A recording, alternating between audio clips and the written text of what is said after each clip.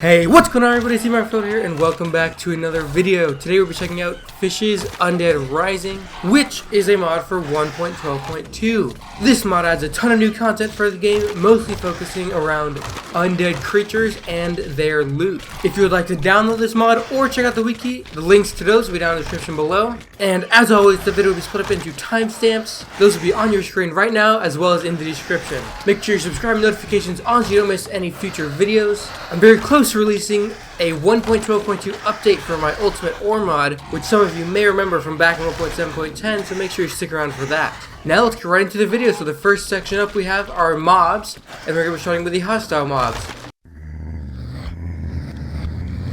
The first hostile mob which we'll be covering is the Mycosis, which is a zombie variant that spawns near swamp and river biomes. It behaves much like a normal zombie. Entities within 2x2x2 blocks of it will be inflicted with poison. If you're on hard difficulty, you'll leave behind an AoE cloud of poison when killed, and it burns when exposed to direct sunlight. In addition to regular zombie loot, it drops up to 2 hyphae, up to 1 poisonous spore, cordyceps, and glowshroom. Next is the Foglet, which is a hostile mob that spawns near swamp, river, and jungles. When it's below half HP, it can create a patch of dense fog, which gives you blindness on contact, and it will gain invisibility for 3 seconds. It can summon reinforcements if you're on hard difficulty, and it will attack villagers and iron golems. It burns in the sun, and drops up to 2 fang tooth and up to 1 bone and rotten flesh. Then we have the Frigid, which is a zombie variant that spawns only in cold biomes. Its melee attack inflicts slowness 5 for 2 seconds, and it burns in the sun, and it takes 2 times fire damage. In addition to regular zombie loot, it'll drop up to 2 shattered ice and frozen thighs. Then we have the Os Vermis, which spawns in desert. It travels by digging underground, and it's invincible while moving. It spits corrosive bile at its targets, doing 3 hearts and giving poison 2. It burns in the sun but can burrow underground to escape the sun, and it drops up to 4 rotten flesh and bones, up to 1 acidic heart, and a skeleton head when killed by a charged creeper. Then we have the Parasite, so when a zombie or one of its variants die, it has a 10% chance to spawn 3 to 5 parasites, which are desert parasites if a husk was slain, or jungle parasites if the zombie was killed in the jungle. When a stand block is destroyed, there's a 2% chance to spawn a desert parasite, and they only live for 16 seconds if they have no attackable target. Jungle parasites have a 20% chance to form a Vespa cocoon instead, turning into a Vespa after 8 seconds. They give you hunger for 8 seconds and poison for 4 seconds as well if they're the jungle variant, and they're not hostile if the light level is above 12. If you kill a zombie with the parasite attached, it will spawn another 3 to 5. They can be killed if they're attached to you by drinking milk, and they can be picked up with an empty hand. They drop up to 1 parasite, which is cooked if on fire, a string, and a slime ball. Then we have the Terra, which is a hostile mob that spawns in the jungle and desert.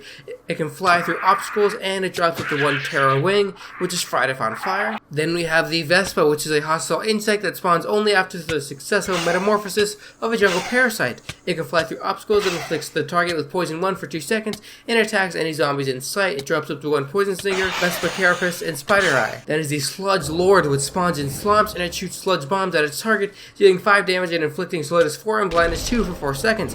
It can spawn 3 little sludges until there are 7 to 8 with them. Within 16 blocks of the Sludge Lord, they have 4 hearts and burn in the sun. The Sludge Lord itself burns in the sun and is 2 times weak to fire. It drops 4 to 8 silky sludge, up to 8 mossy sticks, 0 to 4 oak logs, which become charcoal if it's on fire, and up to 1 undying heart. Next is the Swarmer, which are hostile fish that spawn in jungles and swamps. They suffocate in air after about 40 seconds, and they'll jump out of the water to attack their target. They drop up to 1 Swarmer, which is cooked if on fire, and Fangtooth. Then we have the Undead Swine, which are large undead boars that spawn rarely in forest. They charge forward, doing knockback to all entities in its path and doing 2 hearts. They can occasionally dig out brown mushrooms, red mushrooms, bloodtooth, cordyceps, and veil shrooms from grass blocks.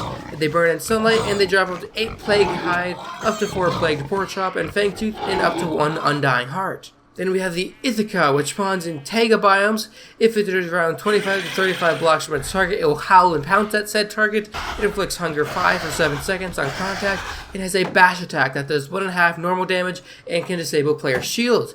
It will seek out and consume any meat on the ground, healing 10% of its max HP. It burns in daylight and takes 2 times fire damage, and it drops up to 4 scythe claws and foul bristle. Then we have the Undertaker, which spawns everywhere. They're hostile mobs that can summon armies of unburied and that target villages. They will spawn 4 unburied at a time until there are 4 within 16 blocks of it. These burn when exposed to the sun.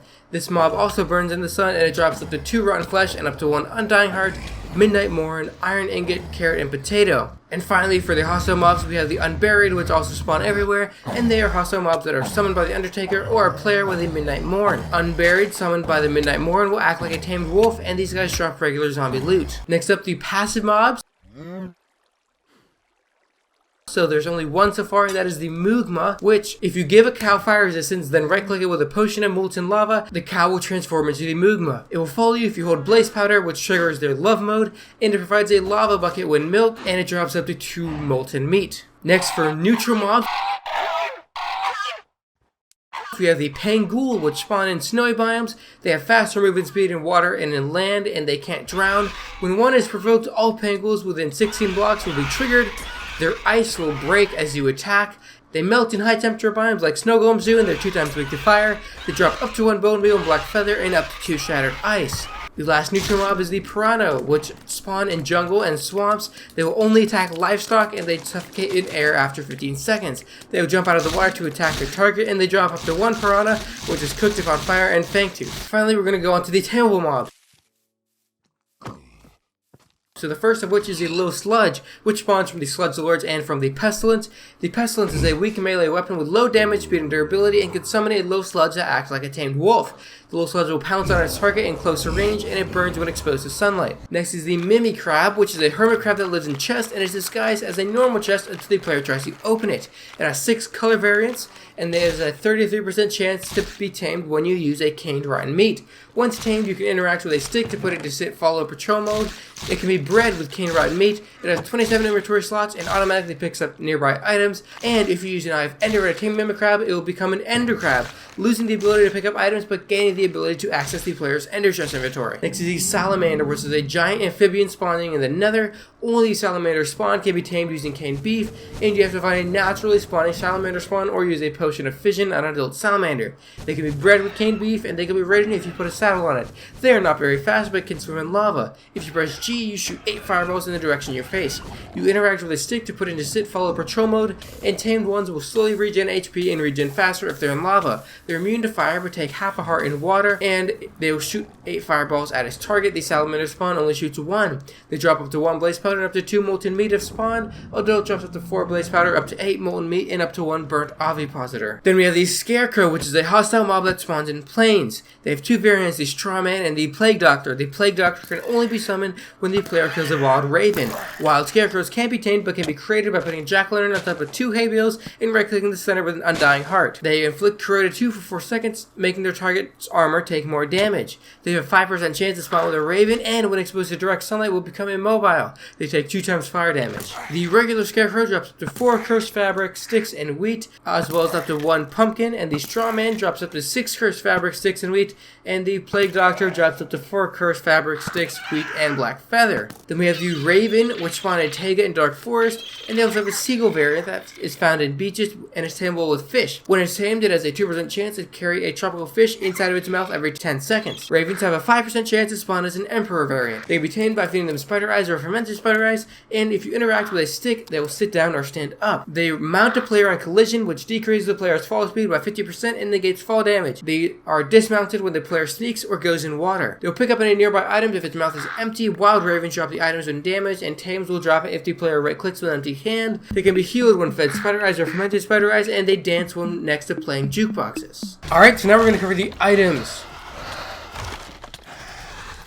This mod adds a ton of items, so we're going to skip the items that are only using crafting recipes and focus on the special ones. If you want to see all the items, you can go ahead and check out the wiki. We're going to get started with the raw materials. Our first one up is the intestine. Every entity greater than 1 by 1 by 1 block has a 4% chance to drop an intestine on death. On right click, these can drop a lot of different items. They can also be crafted into a sausage roll and famine tunic. Next is the poisonous spore, which is dropped from the Os Vermis and can be put on an anvil to get a melee weapon poisonous 3 and can also brew poison potions. Then we have the Undying Heart, which is dropped from the Undead Swine, Wendigo, and the Sludge Lord. It can apply Lifesteal 3 to a melee weapon, and it is used to summon a tame Scarecrow. The next mini section of item is food.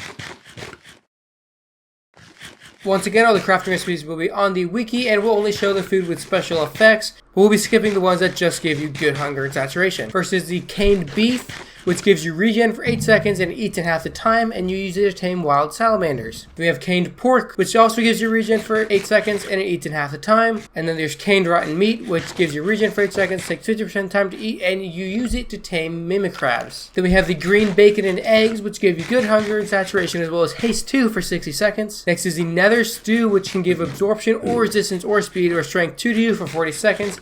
And if you give it to a pig, it'll turn into a baby zombie pigman. Then we have Parasite, sites, which have a 30% chance to give you hunger for 30 seconds. They're cookable, and they give you lure 1 when applied to a fishing rod. Next is the Terra Wing, which drops from the Terra. It can be cooked, and you can use it to brew a potion of leaping. And last we have Shattered Ice, which drops from the Pangul and Frigids, as well as a 0 to 3 drop when you mine ice blocks, and if you eat it or drink it, it will extinguish you if you're on fire. Now this mod adds 2 potions, the first of which is the Potion of Fission, which is brewable like this, and it turns an animal into 2 baby versions of itself. If the animal has no baby version, it will duplicate the animal. Then we have the Potion of Mutant Lava, which is brewable like this, and it turns a cow into Mugma if it doesn't burn up first. Now we're going to get on to the equipment. So first we have Azrael's Scythe, which is repairable with a Scythe Claw. It has Lifesteal 3, it sweeps wider than a normal sword, and it ignores any armor. Next is the Bee Sting, which is repairable with a Poison Stinger, and when you hit an entity, it will inflict Poison 2 to it. Then we have the Bone Sword, which is repairable with Bone Blocks. It does 3 base hearts and 5% of the target's max HP, so this can be really good for taking down entities with a huge HP pool. Next item is a Dream Catcher, which, if the player sleeps with the Dream Catcher in their hotbar, a random mob will spawn near the player when they wake up. There's a wide variety of mobs that can be spawned. Next is Famine, which if you have it in your hotbar will give you permanent hunger, however you gain 1 hunger when attacking non-undead mobs. Then we have the Frozen Thigh, which is dropped by the Frigid and inflicts a target with slowness 5 for 4 seconds. It can be eaten for lots of hunger and saturation, but it has a 60% chance to give you slowness 5 for 4 seconds, and it is 4 times slower than normal to eat. Then we have the Golden Heart, which when the player gets hurt, they will get regeneration for 8 seconds, and if the player is full HP, it will mend equipment for 1 durability a second. It takes 1 durability a second while doing this. Then we have the Halo Necklace, which increases damage to undead by 10%. Next we have the Molten Armor, which gives fire damage reduction up to 50% and increases damage up to burning mobs up to 20%. Then we have the Molten Axe, which automatically has fire respect 2, and when breaking logs, the player will get 1 to 2 charcoal instead of the log itself. Then we have the Molten Hammer, which on right click, all entities within 4 blocks will take 4 hearts of damage and be set on fire for 4 seconds. It automatically has fire respect 2. Next is the Pestilence, which can summon a low sludge that has 10 hearts for 60 seconds. The low sludge acts like a tamed wolf. Next is the Swarmer Launcher, which uses swarmers as ammo and it launches living swarmers at the target. Each level of power also decreases the attack cooldown by 10%. Then we have the Swine Armor, which if you have half the set equipped, undead swine don't attack unless provoked, and if you have the full set equipped, you'll be immune to poison. It also reduces time to eat food by 20% and removes negative potion effects after eating the food. Next is War, which uses fire charges to shoot fireballs, doing 5 damage and setting entities on fire for 5 seconds, plus the level of flame. Each level of power decreases the attack cooldown by 10%, and you use it to craft a Swarmer Launcher. Then we have the Midnight Mourn, which drops from the Undertaker, and it lets the player summon 4 Unburied around them that don't burn in the day. These Unburied will help you fight. And then we have the Raven Whistle. Right-click your Raven to link the whistle, and then you can right-click a target block, at which point the Raven will fly to that block. Lastly, there's the Famine Set, which when wearing at least 2 pieces, player will have +2 attack damage when inflicted with hunger, and when wearing the full set, the player can't eat, but gets half a heart and 2 hunger bars back when slaying enemies. Now let's get on to some miscellaneous items. So we have the Holy Grenade, which causes an explosion when thrown, and undead mobs take 300% damage and burn for 8 seconds. And then we have the Pet Bandage, which heals the owner's pet for 1 heart when used on it. Alright, and that is pretty much going to wrap up everything we have to cover in this mod showcase. There is still a little bit more that this mod has that I haven't covered. There's a lot of items that are used in crafting recipes, and there are some status effects / enchantments that I mentioned, and that pretty much do exactly what they sound like. If you would like to see everything that this mod has, I would recommend you download it out for yourself, and check the wiki if you have any further in-depth questions. You can also join their Discord if you want to talk to people who also enjoy the mod, or if you want to ask the developer any questions there. If you missed last week's video, link that way down in the description below, as well as a link to Triskelion stuff. Check him out, he made this awesome outro music. Make sure to stay tuned for more videos at least once a week. We'll see you all next time, everybody. Peace out.